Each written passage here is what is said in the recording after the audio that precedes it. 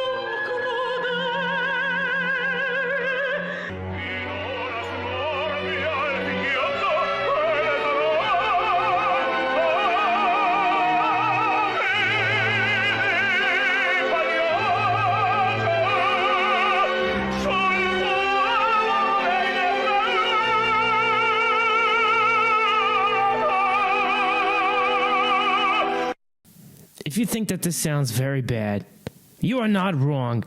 If you think it sounds good, then you're wrong. And we will find all your accounts on social media and hunt you down and harass you. Before we talk more about opera, let's have a look at a few non-operatic singers that are generally considered great. Mariah Carey.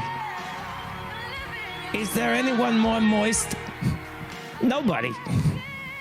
It's so moist. It's just...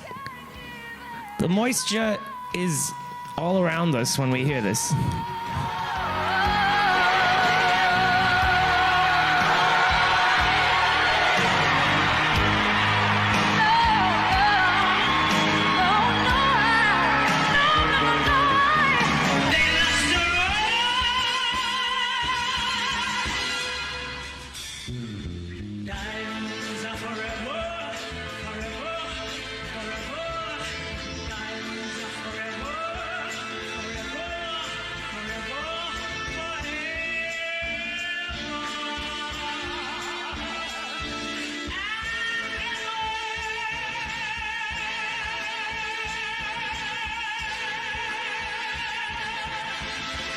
All these singers that are generally accepted by people as great vocalists have something in common: powerful and extreme singing.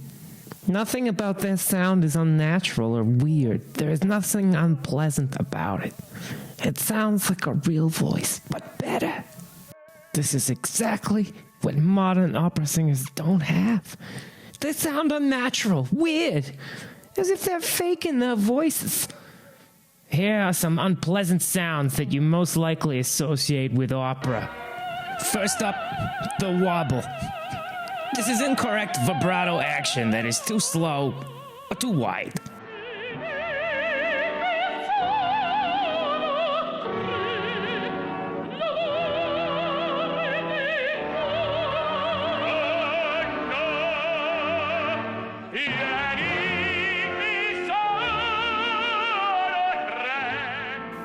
It's a common misconception that the wobble has been a problem since the invention of classical singing. One could get that idea just by reading old manuals on singing and seeing how they talk about the wobble. However, we know for sure now the wobble was invented in 1982. Oh, honey, that wobble, you need to get that taken care of. May I suggest taking some voice lessons from someone who's never even sung with orchestra?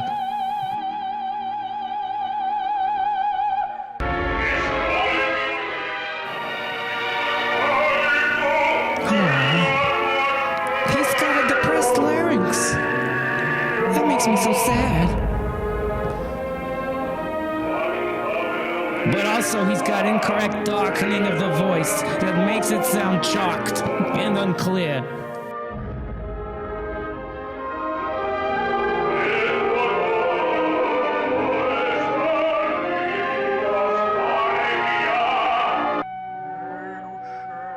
Oh, another one with the depressed larynx. Oh. That's so sad. Listen to that, his depressed larynx.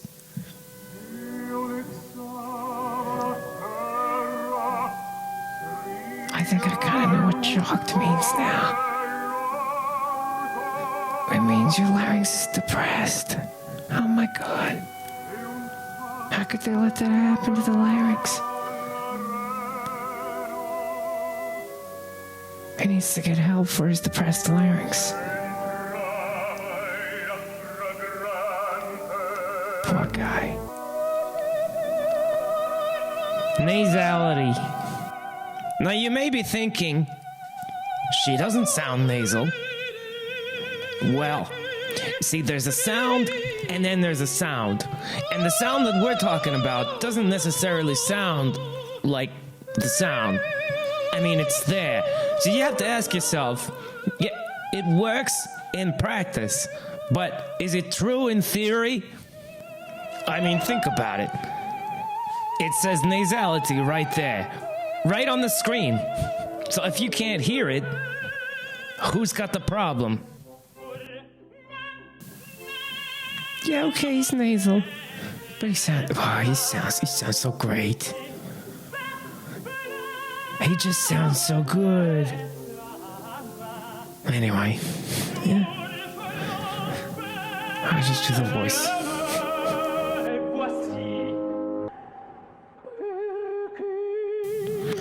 A woofy, weak, falsettish, unclear head voice. Wait, falsettish? I thought falsetto was good. Now it's bad? Or was it bad before, now it's good? I don't know anymore. Oh, God.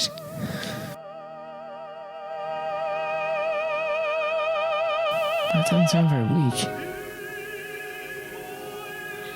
Okay. Orchestra sounds kind of far. You notice the orchestra sounds really far? Some of these clips. Interesting. Anyway, though, can you really tell me this is moist? There's no moisture in this. It's so dry. It needs moisture. Thin, strident, and squeaky high notes. Oh, I love strident. That's my favorite gum. Oh God, Lizette Oropesa. The only reason anyone likes her is because she looks good and sounds really great. Other than that, what does she have? Nothing. But opera didn't always sound like this. Back when opera used to be a lot more popular than it is now, the singing was actually amazing. That's why we have to make these popular singers in opera unpopular. Once people realize that everything they like is stupid, then it's gonna get better.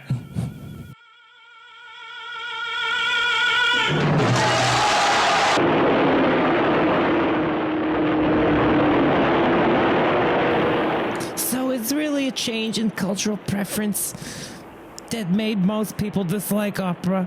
Or is it simply because the singing became unbearably bad? Opera started losing its popularity significantly around the 1970s. And that's also when the bad singing really started to take over. Because everybody knows if you have something popular in music and you don't change anything about it, it will continue to be popular in perpetuity. That means forever. Just listen to how moist that is. I'm gonna have to run my dehumidifier after listening to this.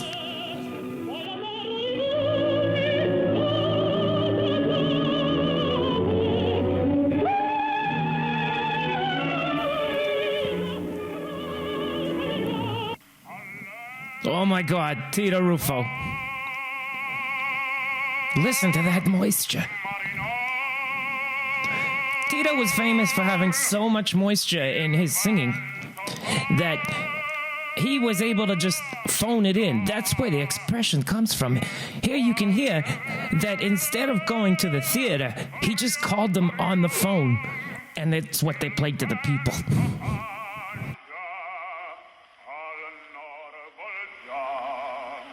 So what happened? A big change for the worse in technique, and complete loss of our oral tradition. The result is that modern opera singing sounds nothing like it should sound. It might as well be a completely different type of music at this point. Let's compare modern to old opera side by side. Now you may be wondering, hey, wait a minute. Is this really a valid comparison? Since, after all, we're not controlling for the kind of recording technology that's being used. Not to mention, the people from back then had a much harder time acquiring that technology, so they were less likely to just bring a recorder to the opera. If they did, it took a lot of effort and money. So probably they only did that when someone exceptional to them was on the stage. Then if it was really good, they would probably keep the tape that they made. But if it was bad, they'd probably tape over it next time. You also may be wondering, hey, aren't we sometimes showing amateur videos side by side with professionally produced recordings from a time when opera was one of the most popular kinds of music for professional recording with a huge market share? And can we really compare that to random samplings of all the recordings people make today, given how easy it is to take a phone to the opera and just record what you saw? If you're wondering these things, let me just remind you, we have 10 accounts each, and we know where to find you. So, sorry about that, but now that we've taken care of some formalities, let's look at some non-moist singing versus moist singing. You hear that moisture? No moisture. It's like the desert. Just not moist, honey. Oh, the moisture is back. That's just incredibly moist. What can I say? It's still not moist. Super moist. Beef jerky.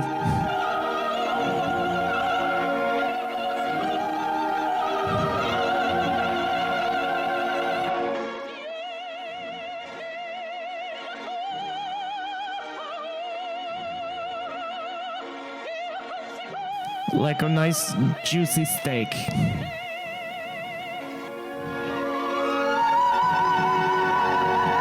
Like dried apricot. Like a fresh apricot, full of moisture.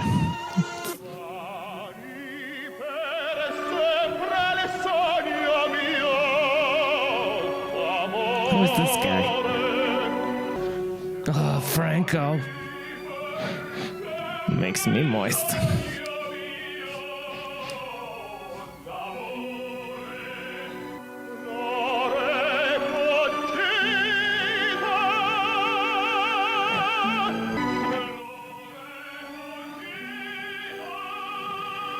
See, I don't even have to listen. I can just look right on this video that I got from This Is Opera, and I can see that the other guy is way smaller. See that this line in the middle, it says like 0 decibels, and this Corelli guy, you know, they got all his stuff up above that line, and this other guy's all below that line. So it's really obvious who's got the chest release. It even looks on here like like a chest is releasing right when Corelli sings, and then when this other guy sings, it's like everything is under that line. The level is just really low because Franco Corelli was a higher level. And so that's why here on the volume thing, it shows it at a much higher level than this whoever this guy is.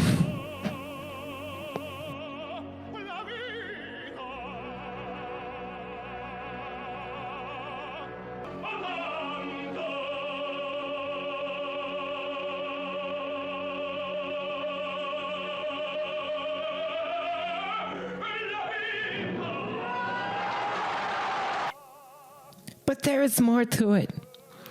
Singing is not the only aspect of opera that has been completely ruined. Acting has also been affected by this decline. And as a result, opera became unbearable to listen to and boring to watch. Opera is meant to be performed in large theaters without a microphone. All those old recordings that you see, they were done without microphones. The plots are usually very simple, and the themes are easily relatable emotions such as love or jealousy. The acting in opera has always been done mostly with the voice, so a well-developed voice and a good technique are necessary. Now, you may be wondering, isn't a lot of opera really complicated? I mean, I still can't figure out what the fuck is going on in Trovatore. Well, yeah, but, and you know, there's the ring and stuff, and, yeah, and basically all of Wagner is just really crazy psychology stuff, and so is Strauss. And I mean, have you seen Salome? That's just fucking crazy. Anyway, just... listen, if you're supposed to think it, I'll let you know. And since opera is supposed to be sung without a microphone, the acting needs to be extroverted in order to be audible, theatrical, exciting, and touching. Sometimes the singers would use sobbing, yelling, or even screaming to express dramatic emotions.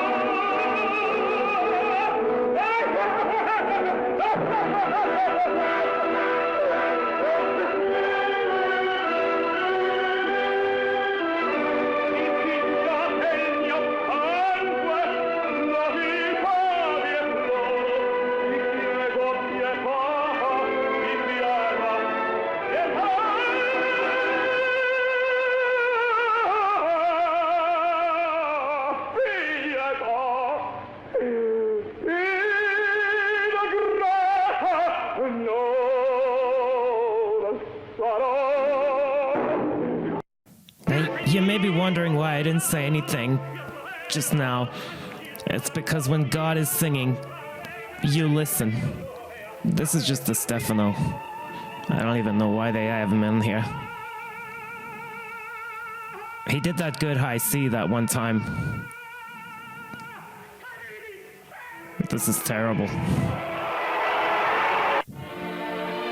Oh, Maria.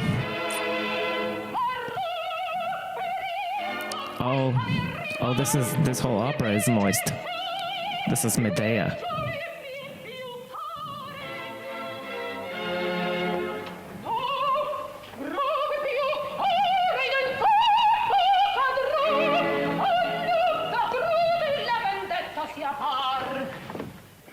Isn't that the thing they said isn't good? The chest thing before that they said not to do?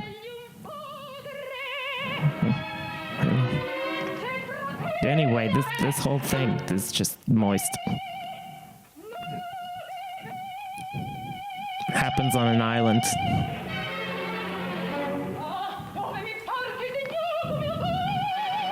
She's about to murder some children.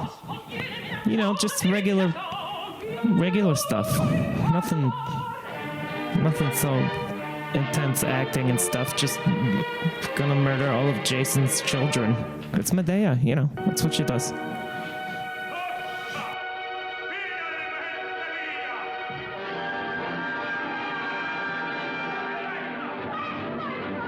See, all of this is above the level. The level is higher on all of this. It's making everything turn red right in my software here. So clearly, you know, something's up. The level used to be so much higher than it is now.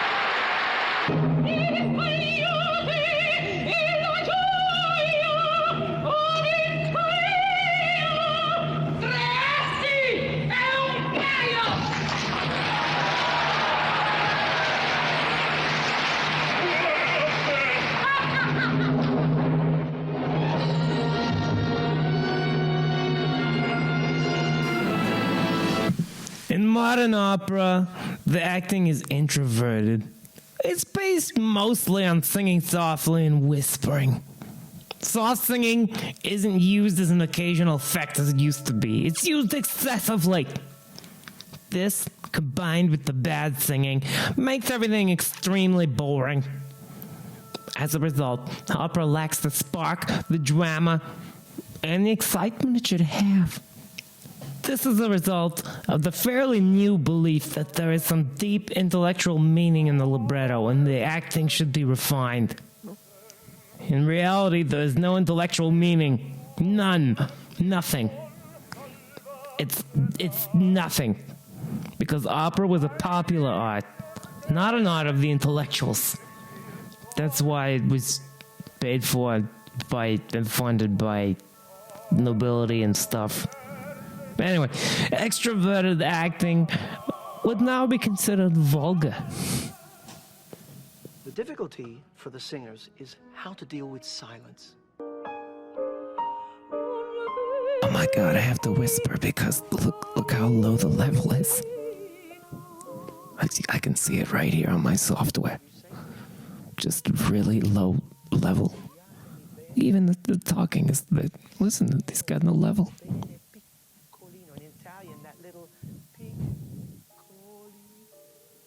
Oppure saranno tutti cantanti con quelle vicine piccole, piccole, piccole, tipo Moscerino. She's just talking and her level's already higher. Now we're back to this low level thing here. Guys, your level is really low. Maybe bring it up.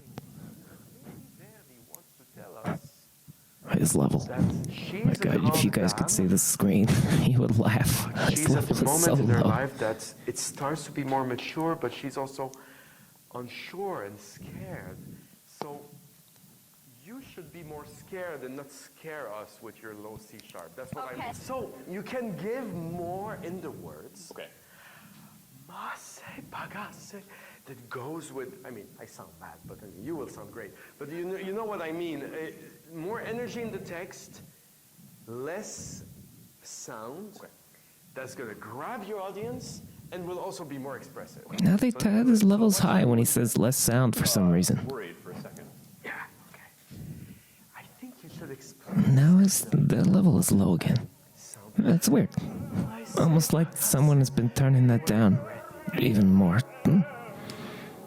Anyway, this over-intellectualization of opera is why conductors and directors always encourage the singers to use less voice and make weaker sounds. Always. That's all they do. That's all the advice. Since 1975, not once has a singer actually been asked to sing a little bit fuller. It's never been done, not since 1975. No wonder everyone is so quiet now.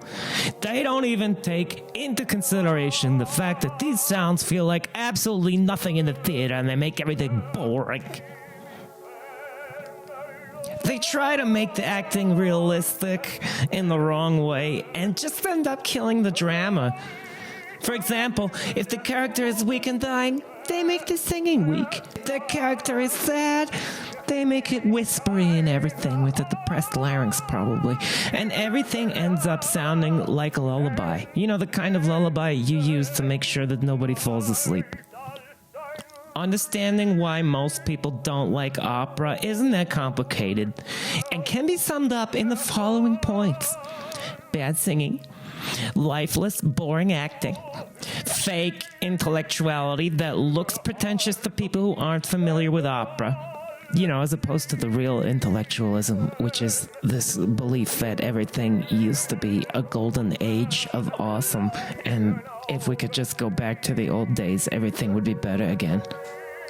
And the elitism that follows the over-intellectualization. We need to get rid of this elite and replace them with a small group of anonymous people who have huge influence over the taste of the... oh, fuck. Is this really a matter of changes in cultural preference? Not really. Well, I mean, yeah, okay, in large part.